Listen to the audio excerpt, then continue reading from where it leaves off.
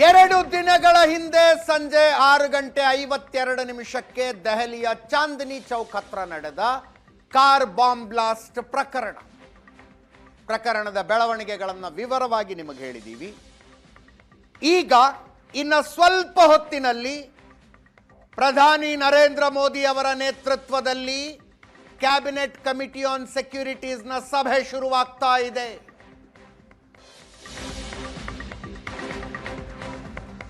ಕೆಲವೇ ಕ್ಷಣಗಳಲ್ಲಿ ಆರಂಭ ಆಗುತ್ತೆ. ಭದ್ರತಾ ಸಮಿತಿಯ ಸಂಪುಟ ಸಭೆ, ಭದ್ರತಾ ಸಂಪುಟ ಸಮಿತಿಯ ಸಭೆ ಕೆಲವೇ ಕ್ಷಣಗಳಲ್ಲಿ.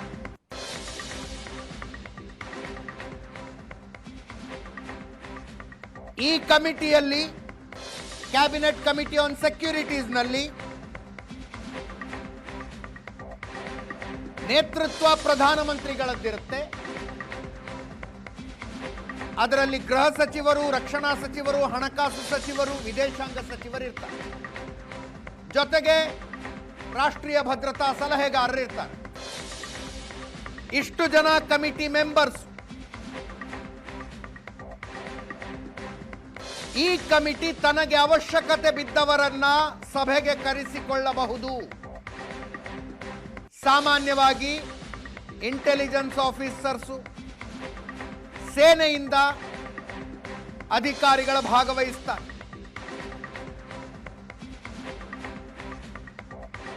ಕ್ಯಾಬಿನೆಟ್ ಕಮಿಟಿ ಆನ್ ಸೆಕ್ಯೂರಿಟೀಸ್ನ ಸಭೆ ಪಹಲ್ಗಾಮ್ ದಾಳಿಯ ನಂತರ ಆಗಿತ್ತು. ಹಲವು ಬಾರಿ ಸಭೆ ಸೇರಿದ್ರು. ಪಹಲ್ಗಾಮ್ ದಾಳಿಗೆ ಪ್ರತೀಕಾರ ತೀರಿಸಿಕೊಳ್ಳುವ ಸ್ವಾತಂತ್ರ್ಯವನ್ನ ಸೇನಾಪಡೆಗೆ ಕೊಟ್ಟಿತ್ತು ಈ ಸಮಿತಿ. ಯಾವಾಗ, ಎಲ್ಲಿ, ಯಾವ ಪ್ರಮಾಣದಲ್ಲಿ, ಹೇಗೆ ಬೇಕಾದರೂ ನೀವು ಪ್ರತಿಕ್ರಿಯೆ ಕೊಡಬಹುದು, ಸಂಪೂರ್ಣ ಸ್ವಾತಂತ್ರ್ಯ ನಿಮಗೆ ಅಂತ ಇದೇ ಕ್ಯಾಬಿನೆಟ್ ಕಮಿಟಿ ಆನ್ ಸೆಕ್ಯೂರಿಟೀಸ್ ಸೇನಾಪಡೆಗಳಿಗೆ ಗ್ರೀನ್ ಸಿಗ್ನಲ್ ಕೊಟ್ಟಿತ್ತು.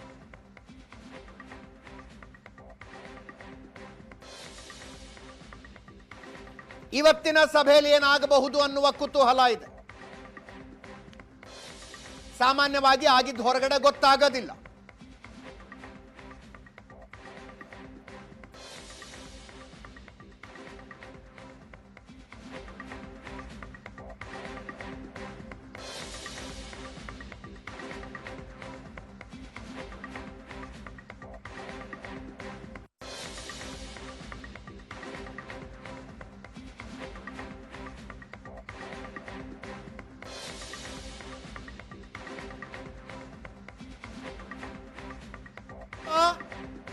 ತನ್ನ ನೆಲದಲ್ಲಿ ನಡೆದ ಭಯೋತ್ಪಾದಕ ದಾಳಿಗಳಿಗೆ ಪ್ರತಿಕ್ರಿಯಿಸುವ ರೀತಿ ಬದಲಾಗಿದೆ.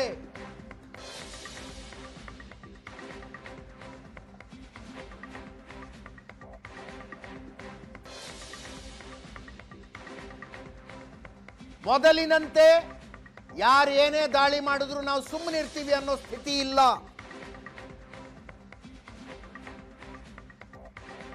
ಸೆಪ್ಟೆಂಬರ್ 18, 2016 ಉರಿ ಸೇನಾ ನೆಲೆಯ ಮೇಲೆ ದಾಳಿ ಆಯಿತು. 19 ಯೋಧರು ಹುತಾತ್ಮರಾದರು. ಲಷ್ಕರ್ ಎ ತಯ್ಯಬಾ ಈ ದಾಳಿ ನಡೆಸಿತ್ತು. ಸೆಪ್ಟೆಂಬರ್ 18, 2016 ಭಾರತ 10 ದಿನಗಳಲ್ಲೇ ಸರ್ಜಿಕಲ್ ಸ್ಟ್ರೈಕ್ ಮಾಡಿತು. ನಮ್ಮ ಸೇನಾ ಪಡೆಗಳು ಪಾಕಿಸ್ತಾನದ ಒಳಗೆ ನುಗ್ಗಿ ಟೆರರ್ ಲಾಂಚ್ ಪ್ಯಾಡ್ಗಳನ್ನು ಧ್ವಂಸಗೊಳಿಸಿ ಬಂದವು.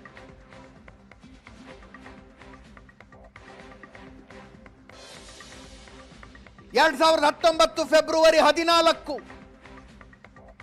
ಪುಲ್ವಾಮಾದಲ್ಲಿ ಆತ್ಮಾಹುತಿ ದಾಳಿ ನಡೆಯಿತು. 40 ಯೋಧರ ಬಲಿಯಾದರು. ಜೈಷ್ ಎ ಮೊಹಮ್ಮದ್ ಈ ಕೃತ್ಯ ಮಾಡಿತ್ತು. ಭಾರತ ಫೆಬ್ರವರಿ 26 ಬಾಲಾಕೋಟ್ ಮೇಲೆ ಏರ್ ಸ್ಟ್ರೈಕ್ ಮಾಡಿತು. ಪುಲ್ವಾಮಾ ದಾಳಿಗೆ ಪ್ರತೀಕಾರ.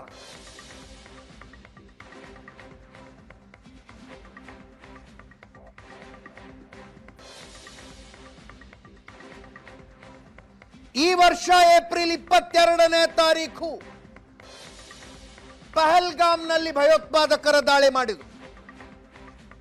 26 ಜನ ಅಮಾಯಕ ಪ್ರವಾಸಿಗರನ್ನ ಕಗ್ಗೊಲೆ ಮಾಡಿದ್ರು. ಪಹಲ್ಗಾಮ್ ದಾಳಿ 2025 ಇದೇ ವರ್ಷ ಏಪ್ರಿಲ್ 22ನೇ ತಾರೀಕು. ಭಾರತ ಮೇ 7 ಮತ್ತು 10 ಆಪರೇಷನ್ ಸಿಂಧೂರ ನಡೆಸಿತು. ಪಹಲ್ಗಾಮ್ ದಾಳಿಗೆ ಪ್ರತೀಕಾರ. ಈಗ 2 ದಿನಗಳ ಹಿಂದೆ ನವೆಂಬರ್ 10ನೇ ತಾರೀಕು ರಾಷ್ಟ್ರ ರಾಜಧಾನಿಯಲ್ಲೇ ಕಾರ್ ಬಾಂಬ್ ಬ್ಲಾಸ್ಟ್, 10 ಸಾವುಗಳು. ಇದುವರೆಗೂ ಬಂದಿರುವ ಮಾಹಿತಿಯ ಪ್ರಕಾರ ಜೈಷ್ ಎ ಮೊಹಮ್ಮದ್ ಇದರ ಹಿಂದಿದೆ. ಪುಲ್ವಾಮಾದಲ್ಲಿ ಆತ್ಮಾಹುತಿ ದಾಳಿ ನಡೆಸಿ 40 ಯೋಧರ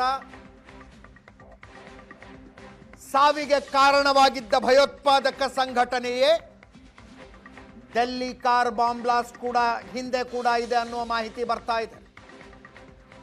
ಈ ಸಲ ಭಾರತದ ಉತ್ತರ ಏನು ಅನ್ನೋದು ಪ್ರಶ್ನೆ.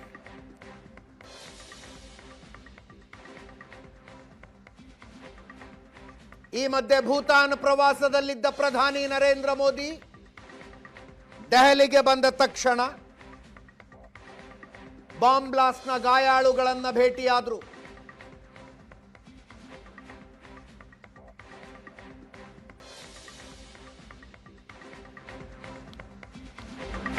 ಗಾಯಾಳುಗಳ ಆರೋಗ್ಯ ವಿಚಾರಿಸಿದ್ರು ಪ್ರಧಾನಿ ನರೇಂದ್ರ ಮೋದಿ.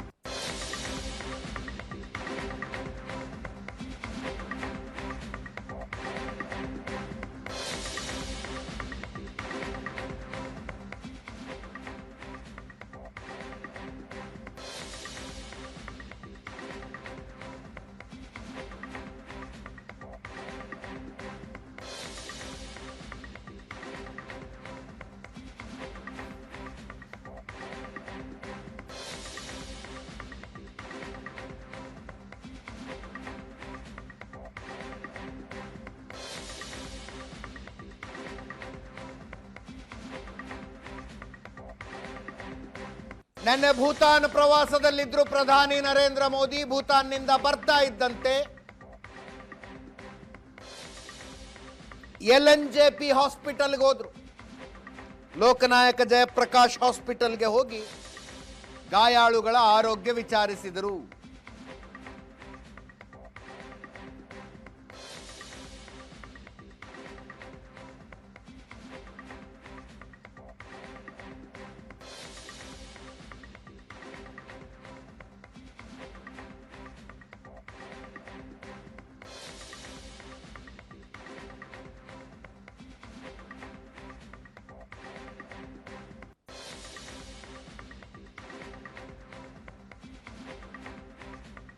ನಿನ್ನೆ ಭೂತಾನ್ನಲ್ಲೇ ಮಾತಾಡ್ತಾ ಇದ್ರು ಪ್ರಧಾನಿ ನರೇಂದ್ರ ಮೋದಿ. ಹೇಳಿದ್ರು ಈ ಘಟನೆಗೆ ಕಾರಣಕರ್ತರಾದವರನ್ನು ಸುಮ್ಮನೆ ಬಿಡೋದಿಲ್ಲ ಅಂತ. ಹಿಂದಿಯಲ್ಲೂ ಹೇಳಿದ್ರು, ಇಂಗ್ಲಿಷ್ನಲ್ಲೂ ಹೇಳಿದ್ರು, they will be brought to justice ಅಂತ. ಕೇಳಿಸ್ಕೊಳ್ಳಿ. लेकिन आज मैं यहाँ बहुत भारी मन से आया हूँ. कल शाम दिल्ली में हुई भयावह घटना ने सभी के मन को व्यथित कर दिया है. मैं पीड़ित परिवारों का दुख समझता हूँ. आज पूरा देश उनके साथ खड़ा है. मैं कल रात भर इस घटना की जांच में जुटी सभी एजेंसियों के साथ, सभी महत्वपूर्ण लोगों के साथ संपर्क में था. विचार विमर्श चलता था. जानकारियों के तार जोड़े जा रहे थे. हमारी एजेंसियां इस षड्यंत्र की तह तक जाएगी. इसके पीछे के षड्यंत्रकारियों को बख्शा नहीं जाएगा. All those responsible will be brought to justice. लेकिन ದೆಹಲಿಯಿಂದ ನಮ್ಮ ರಿಪೋರ್ಟರ್ ಮಂಜುನಾಥ್ ನೇರ ಸಂಪರ್ಕದಲ್ಲಿದ್ದಾರೆ. ಮಂಜು, ಎಕ್ಸಾಕ್ಟ್ ಆಗಿ ಎಷ್ಟೊತ್ತಿಗೆ ಶುರುವಾಗುತ್ತಂತೆ CCS? ವಿಶೇಷ ಆಹ್ವಾನಿತರು ಅಂತ ಯಾರು ಇದ್ದಾರಾ ಸಭೆಗೆ? 5:15 ಹೊತ್ತಿಗೆ. ಅಜಿತ್, ಮತ್ತೊಮ್ಮೆ ಪ್ರಶ್ನೆ ಕೇಳಿ. ವಿಶೇಷವಾಗಿ ಯಾರಿಗಾರು ಕರೆಯಲಾಗಿದೆಯಾ? ಬೇಹುಗಾರಿಕಾ ಅಧಿಕಾರಿಗಳನ್ನ, ಸೈನ್ಯದಿಂದ ಯಾರನ್ನಾರು ಏನಾದ್ರು ಮಾಹಿತಿಗಳು ಬರ್ತಾ ಇದೆಯಾ ಅಂತ? ಅಜಿತ್, 5:15 ಹೊತ್ತಿಗೆ ಈ ಸಭೆ ಆರಂಭ ಆಗುತ್ತೆ. ಪ್ರಧಾನಿಗಳ ನೇತೃತ್ವದಲ್ಲಿ ಎಲ್ಲರೂ ಕೂಡ, ಇನ್ಕ್ಲೂಡಿಂಗ್ ಮುಖ್ಯಸ್ಥರು ಇದ್ದಾರೆ, ಜೊತೆಗೆ IB ಮುಖ್ಯಸ್ಥರು ಇದ್ದಾರೆ, ಸೇನಾ ಮುಖ್ಯಸ್ಥರುಗಳು ಇದ್ದಾರೆ, ರಕ್ಷಣಾ ಸಚಿವರು ಕೂಡ ಇದ್ದಾರೆ, ಮತ್ತೆ ಆಂತರಿಕ ಭದ್ರತಾ ಸಲಹೆಗಾರರು ಇದ್ದಾರೆ, ಅಜಿತ್ ದೋವೆಲ್. ಈ ಎಲ್ಲರೂ ಕೂಡ ಈ ಸಭೆಯಲ್ಲಿ ಭಾಗವಹಿಸ್ತಾರೆ. ಕಳೆದ 2 ದಿನಗಳಿಂದ ಇನ್ಕ್ಲೂಡಿಂಗ್ NIA ಅಧಿಕಾರಿಗಳು, ಯಾಕಂದ್ರೆ ಇದು ಭಯೋತ್ಪಾದನಾ ಕೃತ್ಯ ಆಗಿರುವ ಕಾರಣಕ್ಕೋಸ್ಕರ ಸಾಕಷ್ಟು ಎವಿಡೆನ್ಸು ಸ್ಥಳದಲ್ಲೂ ಕೂಡ ಕಲೆಕ್ಟ್ ಮಾಡಿದ್ದಾರೆ. ಮತ್ತೆ ಈಗ ಯಾರು ಆರೋಪಿತರಾಗಿ ಸಿಕ್ಕಿಬಿದ್ದಿದ್ದಾರೆ, ಒಂದಷ್ಟು ಮಾಹಿತಿಯು ಕೂಡ ಅವರ ಕಡೆಯಿಂದ ಸಂಗ್ರಹ ಆಗಿದೆ. ಈ ಹಿನ್ನೆಲೆಯಲ್ಲಿ ಅವರು NIA ಮುಖ್ಯಸ್ಥರು ಕೂಡ ಇದರಲ್ಲಿ ಭಾಗವಹಿಸ್ತಾ ಇದ್ದಾರೆ ಮಾಹಿತಿ ನೀಡಲಿಕ್ಕೋಸ್ಕರ. ಈಗ ಆಲ್ರೆಡಿ ಒಂದು ಸುತ್ತು ಏನು ಗೃಹ ಸಚಿವಾಲಯ ಮಾಹಿತಿಯನ್ನು ಪಡ್ಕೊಂಡಿದೆ. ಗೃಹ ಸಚಿವರು ಕೂಡ ನಿನ್ನೆ ಸಭೆಯನ್ನು ನಡೆಸಿದ್ರು, ಆನಂತರ NIAಗೆ ಹ್ಯಾಂಡ್ ಓವರ್ ಆಗಿತ್ತು. ಸೊ ಎಲ್ಲ ಅಂಶಗಳನ್ನು ಕೂಡ ಒಂದು ವರದಿಯ ರೀತಿಯಲ್ಲಿ ಇವತ್ತು ಪ್ರೆಸೆಂಟ್ ಮಾಡ್ತಾರೆ ಅನ್ನುವಂಥ ಮಾಹಿತಿ ಇದೆ. ಅದರ ಜೊತೆಗೆ ಪ್ರಮುಖವಾಗಿ ಇನ್ಪುಟ್ ಕೊಡುವಂಥ, ಅಂದರೆ ಇದು ಅಂತಾರಾಷ್ಟ್ರೀಯ ಸಂಬಂಧಗಳು ಕೂಡ ಇಲ್ಲಿ ಬರ್ತವೆ. ಯಾರು ಯಾವ ರೀತಿ ಮಾಡಿದರು ಅನ್ನುವಂಥ ಕಾರಣ ಅನ್ನುವಂಥದ್ದು ಇರ್ಬೋದು. ಮತ್ತೆ ಈ ಆರೋಪಿಗಳು ವಿದೇಶಿಗಳಿಗೂ ಕೂಡ ಭೇಟಿ ಕೊಟ್ಟಿದ್ದಾರೆ, ಟರ್ಕಿ ಮತ್ತು ದೋಹಾ. ಸೊ ಅಲ್ಲಿಂದ ಏನಾಗಿದೆ ಅನ್ನುವಂಥ ಮಾಹಿತಿ ಅಗತ್ಯವಾಗಿ ಬೇಕಾಗುತ್ತೆ. ರಾವರು ಅದನ್ನು ಕೂಡ ಸೇರಿಸಿ ಮಂಡಿಸ್ತಾರೆ. ಇವರ ಎಲ್ಲ ಚಲನವಲನಗಳು ಕೂಡ ಈಗ ಅಂಡರ್ ಸ್ಕ್ಯಾನರ್ ಅಲ್ಲಿ ಇರುವ ಕಾರಣಕ್ಕೋಸ್ಕರ ಅವೆಲ್ಲ ಮಾಹಿತಿಗಳು ಇವತ್ತು ಸಭೆಯಲ್ಲಿ ಚರ್ಚೆ ಆಗುತ್ತೆ. ಇಡೀ ಭಾರತ ಈ ಒಂದು ವೆಯ್ಟ್ ಮಾಡ್ತಾ ಇದೆ, ಈ ಸಭೆಯ ನಂತರ ತೆಗೆದುಕೊಳ್ಳುವ ತೀರ್ಮಾನ ಏನು, ಮತ್ತೆ ಪ್ರತ್ಯುತ್ತರವನ್ನ ಕೊಡುವಂಥದ್ದು ಏನು ಅನ್ನುವಂಥದ್ದು ಇಡೀ ಭಾರತ ವೆಯ್ಟ್ ಮಾಡ್ತಾ ಇದೆ. ಅಜಿತ್, ಏನು ದಿಲ್ಲಿ ವಲಯದಲ್ಲಿ ಏನು ಚರ್ಚೆಗಳಿದಾವೆ? ಪ್ರಮುಖವಾಗಿ ಈ ಅಂದರೆ ಘಟನೆಯಂತೂ ನಡೆದಾಗಿದೆ. ಆದರೆ ಈ ಘಟನೆಗೆ ಹಿಂದೆ ಈ ತನಕವೂ ಎಕ್ಸ್ಪೆಕ್ಟ್ ಮಾಡ್ತಾ ಇದ್ದಿದ್ದೇನು ಅಂತಂದರೆ, ಯಾರೋ ಏನು ಅಬ್ಬೆಪರಿಗಳು ಅಂತ ನಮ್ಮ ಸಾಮಾನ್ಯ ಭಾಷೆ ಹೇಳ್ತಿಲ್ಲ, ಅಂಥವ್ರು ಇಂಥ ಕೃತ್ಯಗಳನ್ನು ಮಾಡ್ತಾ ಇದ್ರು. ಈ ಪೆಹಲ್ಗಾವ್ ಘಟನೆಯನ್ನು ನೋಡಿದಂಥ ಸಂದರ್ಭದಲ್ಲಿ ಈ ಹಿಂದೆ ಇದ್ದಂಥವರು, ಕಸಬ್ನ ನೋಡಿದಂಥವರು ಎಲ್ಲರೂ ಕೂಡ ಇಂಥ ಕೃತ್ಯಗಳಲ್ಲೇ ಮಾಡ್ತಾ ಇದ್ರು ಅನ್ನುವಂಥದ್ದು. ಮೊದಲು ಆರಂಭದ ದಿನಗಳಲ್ಲಿ ಹೇಳ್ತಾ ಇದ್ವಿ ನಾವು, ಯಾವುದು ಪ್ರೊಫೆಸರ್ಸ್ ಎಲ್ಲ ಇನ್ವಾಲ್ವ್ಮೆಂಟ್ ಆಗ್ತಾ ಇದ್ದಾರೆ ಇಂಥ ಕೃತ್ಯಗಳಿಗೆ ಅಂತ. ಈಗ ಅದು ಟರ್ನ್ ಆಗಿದೆ. ಏನು ವೈದ್ಯರು ಒಂದು ಕೃತ್ಯಕ್ಕೆ ಮುಂದಾಗಿರುವಂಥದ್ದು. ಈ ಎಲ್ಲರೂ ಕೂಡ ಅಚ್ಚರಿ, ಇಂಥ ಕೃತ್ಯವನ್ನು ಕೂಡ ಎಕ್ಸ್ಪೆಕ್ಟ್ ಮಾಡ್ಲಿಕ್ಕೆ ಸಾಧ್ಯ ಇದೆಯಾ? ಈ ರೀತಿ ಮಾಡಲಿಕ್ಕೆ ಸಾಮಾನ್ಯಕ್ಕೆ ಸ್ಲೀಪರ್ ಸೆಲ್ಗಳಾಗಿ ಬಹಳಷ್ಟು ಜನ ಕೆಲಸ ಮಾಡಿದ್ದಾರೆ. ಇನ್ಕ್ಲೂಡಿಂಗ್ ಬೆಂಗಳೂರಲ್ಲೂ ಕೂಡ ಒಬ್ಬ ವೈದ್ಯ ಸಿಕ್ಕಾಕೊಂಡಿದ್ದನ್ನು ನಾವು ನೋಡಿದ್ದೇವೆ. ಸ್ಲೀಪರ್ ಸೆಲ್ಗಳಾಗಿ ಅವರ ಫ್ಯಾಮಿಲಿಗಳು ಕೆಲಸ ಮಾಡಿದ್ದಾವೆ. ಆದರೆ ಫೋರ್ ಫ್ರಂಟಿಗೆ ಬಂದು ಇಂಥ ಒಂದು ರೀತಿಯಲ್ಲಿ ಫಿದಾಯಿನ್ ರೀತಿಯಲ್ಲಿ ಆತ್ಮವನ್ನು ಇದನ್ನು ಸೂಸೈಡ್ ಮಾಡ್ಕೊಳ್ಳೋ ಬಾಂಬರ್ ರೀತಿಯಲ್ಲಿ ವರ್ತಿಸುವಂಥದ್ದು ಇದೆಯಲ್ಲ, ಎಲ್ಲರಿಗೂ ಕೂಡ ಅಚ್ಚರಿ ತರಿಸಿರುವಂಥದ್ದು. ಆದರೆ ಒಂದು ಹೇಳ್ತಾರೆ, ಈ ಕೃತ್ಯ ಇನ್ನೂ ದೊಡ್ಡ ಮಟ್ಟದಲ್ಲಿ ಮಾಡಲಿಕ್ಕೆ ಎಲ್ಲವೂ ಕೂಡ ಪ್ಲಾನ್ ಮಾಡ್ಕೊಂಡಿದ್ರು. ಆದರೆ 3 ಜನರ ಬಂಧನ ಯಾವಾಗ ಆಯಿತೋ, ತರಾತುರಿಯಲ್ಲಿ ಮಾಡಿದರು. ಇನ್ನೂ ಕೂಡ ಇರುವಂಥವರು ಒಂದಷ್ಟು ಸಂಚುಗಳನ್ನು ಮಾಡಿದ್ದಾರೆ, ಅವೆಲ್ಲವನ್ನು ಕೂಡ ಭೇದಿಸ್ತೇವೆ ಅನ್ನುವಂಥದ್ದು ಅಧಿಕಾರಿಗಳ ವಲಯದಲ್ಲಿ ಇರುವಂಥ ಒಂದು ವಿಶ್ವಾಸದ ನುಡಿಗಳು. ಅವರು ಮಾತಾಡುವಂಥ ಸಂದರ್ಭದಲ್ಲೂ ಕೂಡ ಅಷ್ಟೇ, ಪ್ರಧಾನಿಗಳು ಹೇಳಿದ ರೀತಿಯಲ್ಲಿ ಹೇಳಿದ ರೀತಿಯಲ್ಲಿ ಇವರು ಕೂಡ ಅಧಿಕಾರಿಗಳು ಕೂಡ ಅದೇ ರೀತಿಯ ಆತ್ಮವಿಶ್ವಾಸದಿಂದ ಮಾತಾಡ್ತಾ ಇದ್ದಾರೆ. ಇಂಥವರಿಗೆ ಪಾಠ ಕಲಿಸ್ತೀವಿ, ನಮಗೆ ಗೊತ್ತಿದೆ ಯಾವ ರೀತಿ ಕಲಿಸ್ಬೇಕು ಅನ್ನುವಂಥ ಮಾತುಗಳನ್ನು ಆಡ್ತಾ ಇದ್ದಾರೆ. ಅಲ್ಫಲಾ ಯೂನಿವರ್ಸಿಟಿಯ ಹೊರಗಡೆ ನಮ್ಮ ರಿಪೋರ್ಟರ್ ಮಂಜು ಇದ್ದಾರೆ. ಆ ಯೂನಿವರ್ಸಿಟಿಯ ವರದಿಗೆ ಪ್ರತ್ಯೇಕವಾಗಿ ಹೋಗ್ತೀನಿ ನಾನು. ಏನಾಗಬಹುದು ಈ ದಾಳಿಯ ನಂತರ, ಈ ಬಾಂಬ್ ಬ್ಲಾಸ್ಟ್ನ ನಂತರ? ಒಂದು ಭಯೋತ್ಪಾದಕ ದಾಳಿ, ಉರಿ ಭಯೋತ್ಪಾದಕ ದಾಳಿ ಆದಾಗ ಸರ್ಜಿಕಲ್ ಸ್ಟ್ರೈಕು, ಪುಲ್ವಾಮಾ ಆದಾಗ ಏರ್ ಸ್ಟ್ರೈಕು, ಪಹಲ್ಗಾಮ್ನಲ್ಲಿ ದಾಳಿ ಆದಾಗ ಆಪರೇಷನ್ ಸಿಂಧೂರ. ಆಪರೇಷನ್ ಸಿಂಧೂರದಲ್ಲಿ ಕದನ ವಿರಾಮ ಘೋಷಣೆ ಮಾಡುವಾಗ ಆಪರೇಷನ್ ಸಿಂಧೂರ ಇನ್ನೂ ನಿಂತಿಲ್ಲ. ಆಗಿರುವುದು ಆಪರೇಷನ್ ಸಿಂಧೂರ 1.0 ಮಾತ್ರ ಅಂತ ಅನೇಕರು ಹೇಳ್ತಾ ಬಂದ್ರು. ಪ್ರಧಾನಿ ನರೇಂದ್ರ ಮೋದಿ ಹೇಳಿದ್ರು, ಗೃಹ ಸಚಿವ ಅಮಿತ್ ಶಾ ಹೇಳಿದ್ರು, ರಕ್ಷಣಾ ಸಚಿವ ರಾಜನಾಥ್ ಸಿಂಗ್ ಹೇಳಿದ್ರು, ನಮ್ಮ 3 ಸೇನಾ ಪಡೆಗಳ ಮುಖ್ಯಸ್ಥರುಗಳು ಅನೇಕ ಸಂದರ್ಭದಲ್ಲಿ ಹೇಳಿದ್ರು. ಆಪರೇಷನ್ ಸಿಂಧೂರ 2.0 ಆಪ್ಷನ್ ಓಪನ್ ಇದೆಯಾ? ಓಪನ್ ಇದೆ, ಆದರೆ ವೈಯಕ್ತಿಕವಾಗಿ ನನ್ನನ್ನು ಕೇಳಿದ್ರೆ ಅಂಥದ್ದು ಆಗ್ಲಿಕ್ಕಿಲ್ಲ ಅಂತ.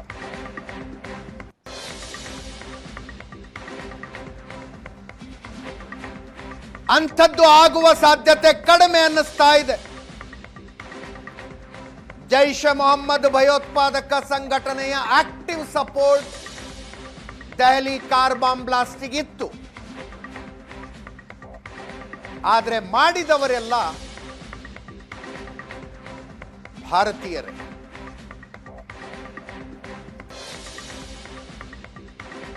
ಇಲ್ಲಿನ ಅನ್ನ ತಿಂದು, ಇಲ್ಲಿನ ಗಾಳಿ ಸೇವಿಸಿ, ಇಲ್ಲಿನ ಸವಲತ್ತುಗಳನ್ನು ಪಡೆದು ಬೆಳೆದಂಥ ಡಾಕ್ಟರ್ಗಳಾಗಿದ್ದಂಥವರೇ ಇದನ್ನು ಮಾಡಿದ್ದಾರೆ.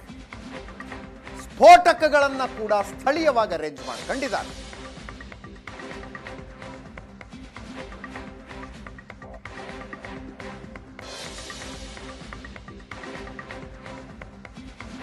ಇದನ್ನ ನೋಡಿದಾಗ ಆಪರೇಷನ್ ಸಿಂಧೂರ 2.0ನ ಸಾಧ್ಯತೆ ಯಾಕೋ ಸ್ಪಷ್ಟ ಅನ್ನಿಸ್ತಾ ಇಲ್ಲ.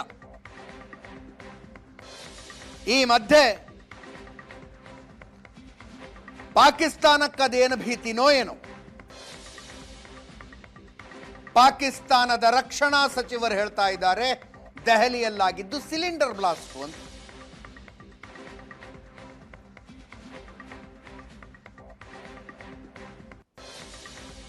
ಪಾಕಿಸ್ತಾನದ ರಕ್ಷಣಾ ಸಚಿವರ ಹೇಳಿಕೆ, ದೆಹಲಿಯಲ್ಲಿ ನಡೆದದ್ದು ಸಿಲಿಂಡರ್ ಬ್ಲಾಸ್ಟ್ ಅಂತ.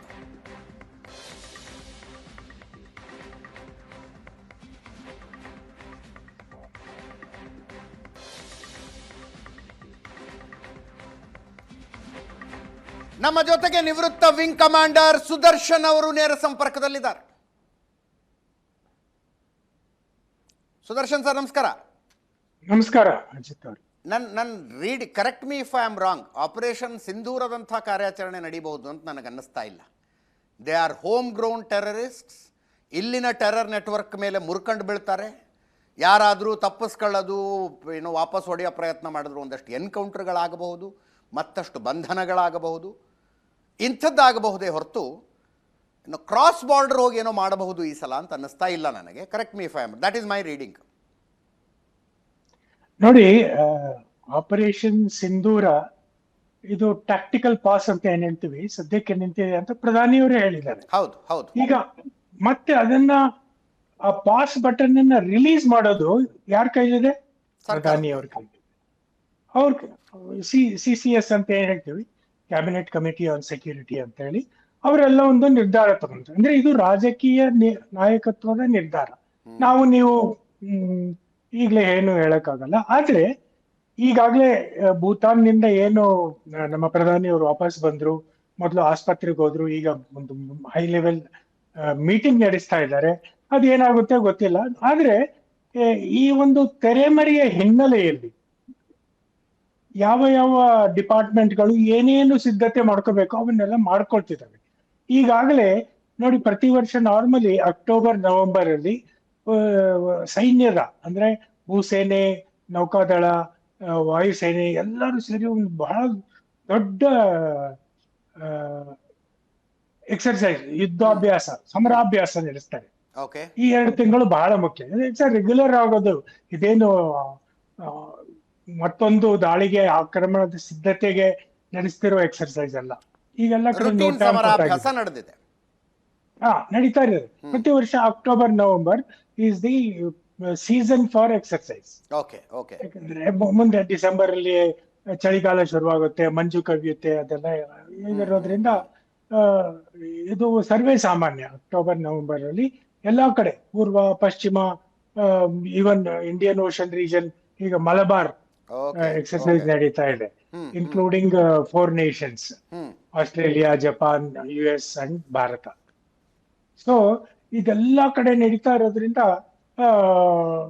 ಅದರಲ್ಲಿ ನಾವು ಸೈನ್ಯ ತೊಡಕೊಂಡಿದ್ವಿ. ಅಕಸ್ಮಾತ್ ರಾಜಕೀಯ ನಾಯಕತ್ವದ ನಿರ್ಧಾರ ಬಂತು ಅಂದ್ರೆ we are ready. We are ready. ಈಗ ಏನಾಗಿದೆ ಅಂದ್ರೆ ನೋಡಿ, ಈ ಡಾಕ್ಟರ್ಗಳು ಏನಿದ್ದಾರೆ, ಈ 7-8 ಡಾಕ್ಟರ್ಗಳು ಇಲ್ಲಿವರೆಗೂ ಪಟ್ಟಿಯಾಗಿದ್ದರು, ಇವರೆಲ್ಲ ಮೆಡಿಕಲ್ ಡಿಗ್ರಿ ತಗೊಂಡಿದ್ದು Katra medical college near Jammu. ಹಾ. ಈ Katra medical college is financed by Mata Vaishno Devi temple. Oh my goodness, ಇದೊಂದು ಗೊತ್ತಿರಲಿಲ್ಲ ನೋಡಿ.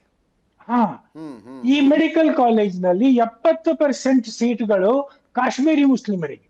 ಹ್ಮ್ ಹ್ಮ್ ನಾವು ಕರ್ನಾಟಕದಿಂದ ಹೋದ್ರೆ ನಮಗೆ ಸೀಟ್ ಸಿಗಲ್ಲ. ಇದು ವಿಪರ್ಯಾಸ. ಇಲ್ಲಿಂದ ಅವರು ಮೆಡಿಕಲ್ ಕಾಲೇಜಿನ ಏನೋ ಒಂದು ಸ್ಮೋಕ್ ಸ್ಕ್ರೀನ್ ಇಟ್ಕೊಂಡು, ಬಟ್ ಮನಸ್ಸಿನಲ್ಲಿ ಇವರು ಏನೋ ಒಂದು ನಡೀತಾ ಇರುತ್ತೆ, ಅದಕ್ಕೆಲ್ಲ ಇವ್ರು ತಯಾರಾಗಿರ್ತಾರೆ. ಆಮೇಲೆ ಇವ್ರನ್ನ ಯಾಕೆ ತಯಾರಿ ಮಾಡ್ತಾರೆ ಅಂದ್ರೆ ಇದೊಂದು ಒಳ್ಳೆ ಕವರ್. ಕರೆಕ್ಟ್. ಹಾ, ಹೈ ಪ್ರೊಫೈಲ್ ಇದ್ದಷ್ಟು ಡೌಟ್ ಬರೋ ಸಾಧ್ಯತೆ ಕಡಿಮೆ. High profile. ಈಗ ನೋಡಿ, ನಾವು ಎಲ್ಲೋ ಆಸ್ಪತ್ರೆಗೆ ಹೋದ್ರೆ ಡಾಕ್ಟರ್ ಅಂದ್ರೆ ಕುತ್ಕೊಂಡಿರ್ತಾರೆ, ಎದ್ಕೊಳ್ತೀವಿ, ನಮಸ್ಕಾರ ಡಾಕ್ಟ್ರೆ. ಅಷ್ಟೊಂದು ಗೌರವ ಇದಕ್ಕೆ ಇರುತ್ತೆ ಈ ಒಂದು ವೃತ್ತಿಗೆ. ಆಮೇಲೆ ಇವರು ಕಲ್ತಿರೋದು ಜೀವ ಉಳಿಸೋಕೆ, ಜೀವ ತೆಗಿಯೋಕ್ಕಲ್ಲ. ಕರೆಕ್ಟ್. ಬಟ್ ಆದ್ರೆ ಇವರ ಐಡಿಯಾಲಜಿ ಏನಿರುತ್ತೆ ಒಳಗಡೆ ಅದು ನಮಗೆ ಅರ್ಥ ಆಗಲ್ಲ. ಯಾಕಂದ್ರೆ ನಾವು ಪರಂಪರಾಗತವಾಗಿ ಶತ್ರುಬೋಧ ಕಲ್ತಿಲ್ಲ. ನಾವು ಬರೀ ಸ್ವಯಂಬೋಧ ಅಂತಾನೆ ಇಟ್ಕೊಂಡಿರ್ತೀವಿ. ಬಟ್ ಶತ್ರುಬೋಧ ಈಗ ನಮಗೆ ಅರಿವಾಗ್ತಿರೋದು, ಈಗಲಾದ್ರೂ ಶತ್ರುಬೋಧ ನಾವು ಕಲಿಬೇಕು. ಇವ್ರು ಏನೇನೆಲ್ಲ ಯೋಚನೆ ಮಾಡ್ತಾರೆ, ಇವರ ಮನಸ್ಥಿತಿ ಹೇಗೆ, ಇವರು ಎಂತವ್ರು, ಇವರ ಬ್ಯಾಕ್ ಗ್ರೌಂಡ್ ಚೆಕ್ ಸರಿಯಾಗಿ ನಡೆಯಲ್ಲ. ಡಾಕ್ಟರ್ ಬಂದ್ರು ಅನ್ಕೊಂಡ್ರೆ ಒಂದು ಆಸ್ಪತ್ರೆಗೆ ಸೇರಿಸ್ಕೊಂಡ್ಬಿಡ್ತಾರೆ, ಒಂದು ಕಾಲೇಜಿಗೆ ಪ್ರೊಫೆಸರ್ ಆಗಿ ಸೇರಿಸ್ಕೊಂಡ್ಬಿಡ್ತಾರೆ. ಆಮೇಲೆ ಅದು ಒಂದು ಕಾಲೇಜು ಯೂನಿವರ್ಸಿಟಿ 45 ಆಗ್ಬಿಡುತ್ತೆ. ಹೊರಗಿನವರಿಗೆ ಅವಕಾಶ ಇರಲ್ಲ. ಒಳಗಡೆನೆ ಏನೇನ್ ನಡೀತಿರುತ್ತೆ, ನಾವೇನಾದ್ರೂ ಇನ್ವೆಸ್ಟಿಗೇಷನ್ ಮಾಡಕ್ ಹೋದ್ರೆ ಶುರುವಾಗುತ್ತೆ ಇವ್ರದ್ದು ವಿಧವಾ ವಿಲಾಪ. ಅಯ್ಯೋ, ನಮ್ಗೆ ಸಮಾಜದಿಂದ ದೂರ ಇಡಕ್ ಮಾಡ್ತಿದ್ದಾರೆ, ಅದು ಇದು ಅಂತೇಳಿ ಇರ್ತಾವಲ್ಲ. ಆಮೇಲೆ ಇಂಥವ್ರನ್ನೇ ಉಪಯೋಗಿಸ್ಕೊಂಡು ಈಗ ಈ ಆಪರೇಷನ್ ಸಿಂಧೂರದ ನಂತರ ಏನ್ ಇವರಿಗೆ ಪ್ರತೀಕಾರ ತಗೋಬೇಕು ಅನ್ನೋ ಒಂದು ಮನಸ್ಥಿತಿ ಇದೆಯಲ್ಲ, ಅದು ಕಡಿಮೆ ಅಂತೂ ಆಗಲ್ಲ, ಇದ್ದೇ ಇರುತ್ತೆ. ಈಗಾಗಲೇ ಈ ಆಫೀಸ್ ಸಯೀದ್ನ ಮೈದನ ಈ ಆಪರೇಷನ್ ಸಿಂಧೂರದ 7ನೇ ರಾತ್ರಿ, ಮೇ 7ನೇ ರಾತ್ರಿ ನಡೆದ ಇದರಲ್ಲಿ ಇವನು ಸತ್ತೋಗ್ಬಿಟ್ಟ. ಅಲ್ಲ, ಮೌಲಾನಾ ಮಸೂದ್ ಅಜರ್ನ ಮೈದ್ನ, ಸಾರಿ, ಬವಲ್ಪುರದಲ್ಲಿ ಯಾವುದು ಸುಭಾನಲ್ಲಾ ಮಸೀದಿಯಲ್ಲಿ. ಸುಭಾನಲ್ಲಾ ಮಸೀದಿ ಇರೋದು ಇಲ್ಲಿ ಡೆಲ್ಲಿ ಹತ್ರ. Okay, yes. ಮೌಲಾನಾ ಮಸೂದ್ ಅಜರ್ನ ಹೆಂಡತಿಯ ತಮ್ಮನ ತಂಗಿ ಗಂಡನ ಸತ್ರು. ಹೌದು, ಅವ್ರು ಸತ್ರು. ಈಗ ಅವರ ಹೆಂಡತಿ, ಅವರ ವಿಧವೆ, ಈ ಡಾಕ್ಟರ್ ಇವರೇನು ಲೇಡಿ ಡಾಕ್ಟರ್ ಇದಾರಲ್ಲ, ಅವರನ್ನ ಕಾಂಟ್ಯಾಕ್ಟ್ ಮಾಡಿ, ಆವಾಗ ಅವನಿಗೆ ಗೊತ್ತಿತ್ತು ಪ್ರತೀಕಾರ ತಗೊಳ್ಬೇಕಾದ್ರೆ ನಮ್ಮ ಭಯೋತ್ಪಾದಕರಿಂದ ಆಗದೆ ಕೆಲಸ ಇನ್ನೊಂದು ಪಡೆಯನ್ನ ನಿರ್ಮಿಸ್ಬೇಕು, ಅದು ಈ ಹೆಣ್ಣು ಮಕ್ಕಳನ್ನ ರಿಕ್ರೂಟ್ ಮಾಡೋದು ಅಂತ. ಅದಕ್ಕೆ ಹೆಡ್ ಆಗಿ ಈ ಡಾಕ್ಟರ್ ಅಲ್ಲ, ಇವರು ಸಾದಿಯಾ ಏನಿದಾಳಲ್ಲ, ಮೌಲಾನಾ ಮಸೂದ್ ಅಜರ್ನ ತಂಗಿ, ಅವಳು ಡಾಕ್ಟರ್ ಶಾಹೀನನ್ನ ಆಪರೇಷನ್ ಸಿಂಧೂರದ ನಂತರ ಕಾಂಟ್ಯಾಕ್ಟ್ ಮಾಡಿರ್ಲಿಕ್ಕಿಲ್ಲ ಸರ್. ಆಪರೇಷನ್ ಸಿಂಧೂರದ ನಂತರ ಕಾಂಟ್ಯಾಕ್ಟ್ ಮಾಡಿದ್ರೆ ಇಷ್ಟು ಬೇಗ ಈ ನೆಟ್ವರ್ಕಿಂಗ್ ಆಗ್ತಿರ್ಲಿಲ್ವೇನೋ. ಅಲ್ಲ, ನನ್ನ ರೀಡಿಂಗ್ ಅದಕ್ಕಿಂತ ಮುಂಚೆನೆ ಟಚ್ ನಲ್ಲಿ ಇದ್ರ ಅಂತ. ಹೌದು, ಗೌಪ್ಯವಾಗಿ ಇವೆಲ್ಲ ನಡೀತಾ ಇರುತ್ತೆ. ಬಟ್ ಈಗ ಈ ಒಂದೊಂದೇ ವಿಷಯ ಬಯಲಿಗೆ ಬಂದಾಗ ನಮಗೆ ಗೊತ್ತಾಗುತ್ತೆ ಏನೇನೆಲ್ಲ ಈ ಹಿನ್ನೆಲೆಯಲ್ಲಿ ನಡೆದಿದೆ ಅಂತೇಳಿ. ಮತ್ತೆ ಇದೇ ರೀತಿಯಲ್ಲಿ ನಾವು ಇನ್ನೇನು ಕಾರ್ಯಾಚರಣೆ ನಡೆಸಬೇಕು ಅನ್ನೋದು ಕೆಲವೇ ದಿನಗಳಲ್ಲಿ ಗೊತ್ತಾಗುತ್ತೆ. ಸ್ವಲ್ಪ ಕಾಯೋಣ. ಅದು ನಾನು ಹೇಳ್ದಾಗೆ ಸೈನ್ಯ ಅಂತೂ ಎಲ್ಲಾ ಕಡೆ ಯುದ್ಧಾಭ್ಯಾಸ, ಸಮರಾಭ್ಯಾಸ ನಡೆಸ್ತಾ ಇದೆ. ಅದೇನು ಆರಾಮಾಗಿ ಕೂತ್ಕೊಂಡಿಲ್ಲ. ಬಟ್ ಈಗ ರಾಜಕೀಯ ನಾಯಕತ್ವದ ನಿರ್ಧಾರ ಏನು ಬರುತ್ತೆ ಅದ್ರ ಮೇಲೆ ಡಿಪೆಂಡ್ ಆಗುತ್ತೆ. ಎಸ್, ಅಂದ್ರೆ ನೀವು ಹೇಳೋದು ಹೆಂಗೂ ರಾಜಸ್ಥಾನದಲ್ಲಿ ಸಮರಾಭ್ಯಾಸ ನಡೆಸ್ತಾ ಇದ್ದಾರೆ, ಹಂಗೆ ಫಿರಂಗಿಗಳನ್ನು ಒಂದು ಸ್ವಲ್ಪ ಆ ಕಡೆ ತಿರುಗಿಸ್ರಿ ಅಂದ್ರೆ ಇದಕ್ಕೊಂದು ಪ್ರತೀಕಾರವೂ ಆಗಿಬಿಡಬಹುದು ಅಂತ. ಬರೀ ರಾಜಸ್ಥಾನ್ ಸೆಕ್ಟರ್ ಅಲ್ಲ, ಈ ಕಡೆ ಈವನ್ ಈಸ್ಟ್ ಅಲ್ಲಿ ಬಾಂಗ್ಲಾದೇಶದ ಬಾರ್ಡರ್ ಅಲ್ಲಿ ಈಗಾಗಲೇ ನಾವು S-400 ನ ಈ ಚಿಕನ್ ನೆಕ್ ಅಂತ ಏನ್ ಹೇಳ್ತೀವಿ, ಸಿಲಿಗುಡಿ ಕಾರಿಡಾರ್, ಅಲ್ಲಿ ರಫೇಲ್ ಸ್ಕ್ವಾಡನ್ ಅಲ್ಲೇ ಇದೆ. ಸಿಕ್ಕಿಂ ಹತ್ರನೇ, ಜಾಸ್ತಿ ದೂರ ಏನಿಲ್ಲ. ಆಮೇಲೆ ಆರ್ಮಿಯ ಒಂದು ಡಿವಿಷನ್ ಮೂವ್ ಆಗಿದೆ. ಸೊ ಇದು ಒಂದು ನಾವು ಸರಿಯಾಗಿ ಇದನ್ನ ಯೂಸ್ ಮಾಡ್ಕೋಬೇಕು ಅಂದ್ರೆ ನಮ್ಮ ಚಿಕನ್ ನೆಕ್ ಅನ್ನ ಈ ಗೇಂಡಾಮೃಗದ ಕತ್ತು ಮಾಡ್ಕೊಂಡಂಗೆ ಮಾಡ್ಕೋಬೇಕು. ಆವಾಗಲೇ ನಮಗೆ ಮುಂದಿನ ಏನು ನಮ್ಮ ಸ್ಟ್ರಾಟಜಿಕ್ ನಿಲುವು ಇದೆ ಆವಾಗ ಗೊತ್ತಾಗುತ್ತೆ. ಇದೇ ಒಂದು ಆಪರ್ಚುನಿಟಿನ, ಈ ಒಂದು ಕ್ರೈಸಿಸ್ ನಾವು ಆಪರ್ಚುನಿಟಿ ಆಗಿ ಯೂಸ್ ಮಾಡ್ಕೋಬಹುದು. ಒಂದು ಸುವರ್ಣ ಅವಕಾಶ ಇದೆ. Yes yes. ಅದರ ಜೊತೆಗೆ ಒಂದು ಮಾಡ್ಯೂಲ್ ಬಗ್ಗೆ ಮಾತ್ರ ಮಾತಾಡಿದ್ವಿ ವಿಂಗ್ ಕಮಾಂಡರ್ ಸುದರ್ಶನ್ ಸರ್ ನಾವು. ಇನ್ನೊಂದು ಮಾಡ್ಯೂಲನ್ನು ಗುಜರಾತ್ ATSನವ್ರು ಬಸ್ಟ್ ಮಾಡಿದ್ದಾರೆ. ಅದರ ನೇತೃತ್ವ ವಹಿಸಿದ್ದವನು ಒಬ್ಬ ಡಾಕ್ಟ್ರು, ಚೀನಾದಲ್ಲಿ ಮುಗಿಸ್ಕೊಂಡು ಬಂದಿದ್ದಂತೆ MBBS. ಅವನ ಪ್ಲ್ಯಾನ್ ಇನ್ನೂ ಖತರ್ನಾಕಿದು. ಹರಳೆಣ್ಣೆಯಿಂದ ಅದೇನೋ ರೈಸಿನ್ ಅನ್ನುವಂಥ ಒಂದು ವಿಷವನ್ನು ತೆಗೆದು ಅದಕ್ಕೇನು ಬಣ್ಣನೂ ಇರೋದಿಲ್ಲ, ರುಚಿನೂ ಇರೋದಿಲ್ಲ ಅಂತ ಅದನ್ನು ದೇವಸ್ಥಾನದ ಪ್ರಸಾದದಲ್ಲಿ ಸೇರಿಸುವ ಪ್ಲಾನ್ ಇತ್ತಂತೆ ಡಾಕ್ಟರ್ ಮೊಹಿದ್ದೀನ್ ಅಂತ. ಹೌದು ನೋಡಿ, ಈ ನಮ್ಮ ಈ ಒಂದು ಪಡೆಗಳಿಗೆ ಏನಿದೆ ಅದಕ್ಕೊಂದು ದೊಡ್ಡ ಸಲ್ಯೂಟ್. ಅದು ಎಷ್ಟು ದುರಂತ ಅವಘಡಗಳನ್ನ ತಪ್ಪಿಸಿದ್ದಾರೆ ಅಂದ್ರೆ, ಇವೆಲ್ಲ ತೆರೆ ಮೇಲೆ ನಡೀತಿತ್ತು, ಒಂದು ಏನೋ ಮಿಸ್ ಆಗ್ಬಿಡ್ತು, ಅದು ಈ ಬ್ಲಾಸ್ಟ್ ಅಲ್ಲಿ ಅಂತ್ಯಗೊಳ್ತು. ಬಟ್ ಇದು ಅದಕ್ಕಿಂತ ಹಿಂದೆ 16,000 ಟನ್ ಇದೇ ಏನು ಅಲ್ಯೂಮಿನಿಯಂ ನೈಟ್ರೇಟ್ ಫ್ಯೂಲ್ ಆಯಿಲ್ ಬಾಂಗ್ಲಾದೇಶದಿಂದ ಸ್ಮಗಲ್ ಆಗಿ ಬಂದಿದೆ. ನಾವು ಇಟ್ಕೊಂಡಿರೋದು ಒಂದ್ಸರಿ 350 kg, ಇನ್ನೊಂದು 2,653 kg.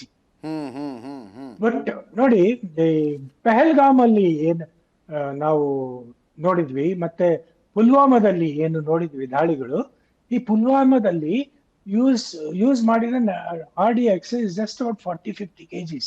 ಹೌದು ಹೌದು.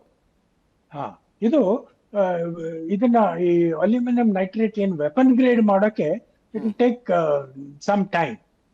ಬೇಸಿಕಲಿ ಅಲ್ಯೂಮಿನಿಯಂ ನೈಟ್ರೇಟ್ ಒಂದು ರಾಸಾಯನಿಕ ಗೊಬ್ಬರ ಗ್ರೇಡಿಗೆ ಇರುತ್ತೆ. ಅದನ್ನ ಮಿಲಿಟರಿ ಗ್ರೇಡಿಗೆ ತಗೊಂಡ್ಬರ್ಬೇಕಾದ್ರೆ ಒಂದಿಷ್ಟು ಎಕ್ಸ್ಪೆರಿಮೆಂಟ್ ಬೇಕಾಗುತ್ತೆ, ಆಮೇಲೆ ಅದಕ್ಕೊಂದಿಷ್ಟು ಟೈಮರ್ ಬೇಕಾಗುತ್ತೆ, ಅದಕ್ಕೊಂದಿಷ್ಟು ಡೆಟೋನೇಟರ್ ಬೇಕಾಗುತ್ತೆ. ಈಗ ನೋಡಿ, ನೀವು ಇಸ್ರೇಲಿಗೆ ಹೋದಾಗ ಅಲ್ಲಿ ಹಮಾಸ್ಗಳು ಯೂಸ್ ಮಾಡ್ತಿದ್ದು ಇದೇ ಅಲ್ಯೂಮಿನಿಯಂ ನೈಟ್ರೇಟ್, ಅದಕ್ಕೊಂದಿಷ್ಟು ಸಕ್ಕರೆ ತೊಂಬರು, ಅದಕ್ಕೊಂದು ಡೆಟೋನೇಟ್ ಹಾಕ್ಬಿಟ್ಟು ಕಬ್ಬಣದ ಪೈಪಲ್ಲಿ ಹಾಕಿ ರಾಕೆಟ್ ಮಾಡ್ತಿದ್ರು, ಕಬ್ಬಣದ ಪೈಪಲ್ಲಿ ಹಾಕಿ ಆರಿಸ್ಬಿಡು. So from chemical fertilizer to bring it to military grade weapon, it will take some time. ಈಗ ಈ ಸ್ಫೋಟದಲ್ಲಿ ನಡೆದಿದ್ದೇನಂದ್ರೆ, ಅದನ್ನು weapon IED innovative explosive device ಇನ್ನು ತಯಾರಾಗಿರ್ಲಿಲ್ಲ, ಅರ್ಧಂಬರ್ಧ ಆಗಿತ್ತು. ಹೌದು. ಅಷ್ಟೊತ್ತಿಗೆ ಯಾವಾಗ ಇವನು ಅರೆಸ್ಟ್ ಮಾಡ್ಬಿಟ್ರು, ಇವನು ಪ್ಯಾನಿಕ್ ಆಗ್ಬಿಟ್ಟ. ಪ್ಯಾನಿಕ್ ಬಂದು ಈ ಮಸೀದಿಯಲ್ಲಿ ಒಂದಿಷ್ಟು 3 ಗಂಟೆ ಕಾಲ ಕಳೆದು ಅದು ಯಾರ ಹತ್ರ ಮಾತಾಡಿದ್ನೋ, ಏನ್ ಬ್ರೈನ್ ವಾಶ್ ಮಾಡಿದ್ರು, ಇದು ಒಳಗೇನೆ ನಡೀತು ಅಥವಾ ಸ್ಯಾಟಲೈಟ್ ಫೋನ್ಗಳ ಮುಖಾಂತರ ನಡೀತು, ಅಂತೂ ಬ್ಲಾಸ್ಟ್ ಆಯ್ತು. ಬ್ಲಾಸ್ಟ್ ಮೇ ಬಿ ಮುಂದೆ ಗೊತ್ತಾಗುತ್ತೆ it was an accident or intentional. ಹೌದು ಹೌದು. ಇಂಟೆನ್ಷನಲ್ ಆಗಿದ್ರೆ ಕ್ಷಣ ಕ್ಷಣಕ್ಕೂ ಬೇರೆ ಬೇರೆ ವಿಷಯ ಹೊರಗೆ ಬರ್ತಾ ಇದಾವೆ. Thank you so much wing commander Sudarshan sir.